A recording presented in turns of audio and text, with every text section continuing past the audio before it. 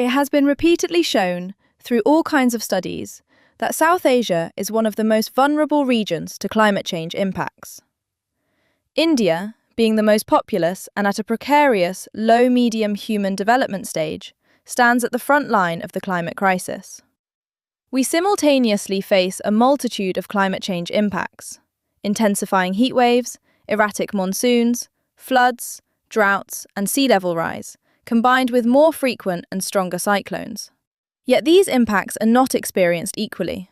They intersect deeply with existing social inequalities and hierarchies, especially gender, caste, class, and geography, creating layered vulnerabilities. In this context, gender justice is not merely a social concern.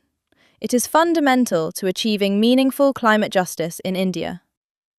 In India, women are disproportionately dependent on direct access to natural resources for both their livelihoods and family care, whether through fetching drinking water, subsistence agriculture, maintaining livestock, low-end fisheries, or collecting forest produce.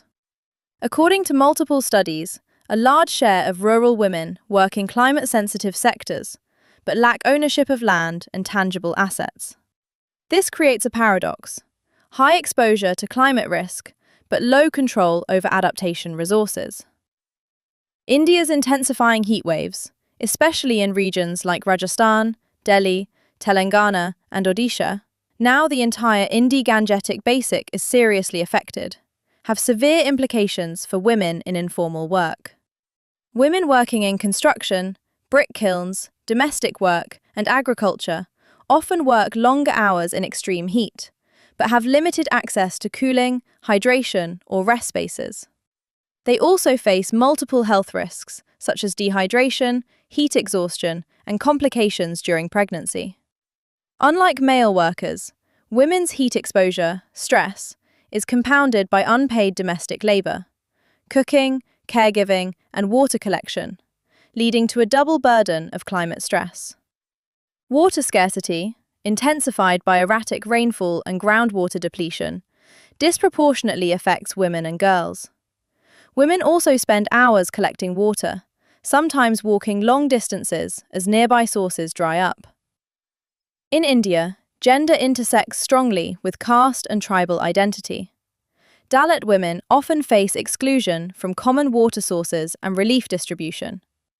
Adivasi women depend heavily on forests, which are increasingly degraded due to climate change and extractive development, and state-sponsored corporate takeovers.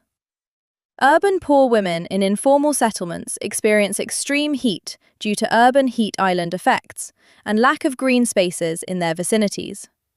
For example, in cities like Delhi and Ahmedabad, low-income women living in slums face both heat stress and lack of access to cooling infrastructure.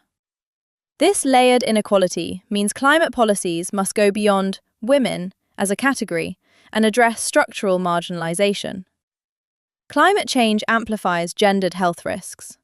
Heat waves increase risks for pregnant women and those in physically demanding labor. Water scarcity leads to poor sanitation and disease burdens. Almost countrywide, but more severe in cities, air pollution, linked with climate change through fossil fuel burning, affects women's respiratory health, especially those using biomass fuels. Climate stress also correlates with rising gender-based violence. Displacement and economic insecurity, increased domestic violence risks, etc., are another set of indirect impacts. Unsafe public spaces during climate disruptions heighten harassment risks.